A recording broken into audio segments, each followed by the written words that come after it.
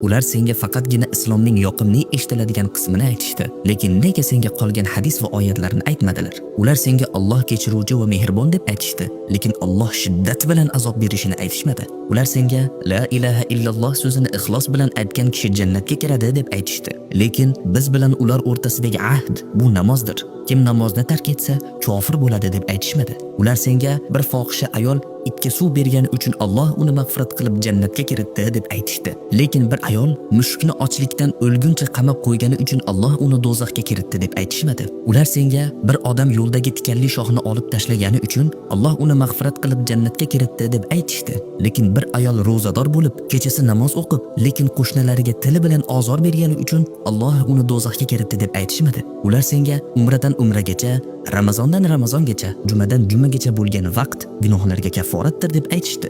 Lekin faqat katta gunohlardan saqlansagina degan hadisning qolgan qismini aytishmadi. Ular sukut saqlashdi. Natijada seni ko'plab gunohlarga yo'llashdi. Ular senga sadaqa va yaxshiliklar darajangni ko'tarib, ajringni ko'paytirishini aytishdi. Lekin qabrdagi birinchi savol bu namoz haqida bo'ladi. Agar namozing to'g'ri bo'lsa, najot topasan. Agar buzilgan bo'lsa, halokatga uchraysan deb aytishmadi. Dinimiz qo'rquv va umid dinidir. Xotirjamlik, yengiltanglik va tavbani kechiktirish dini emas. Gunohni yengil sanab, o'zini oqlayvergan odam Alloh uchun hech qanday ahamiyatga ega emas. Alloh undan behojatdir. Alloh behojat zotdir va u qaysi jarlikda halok bo'lishini Alloh hisobga ham olmaydi.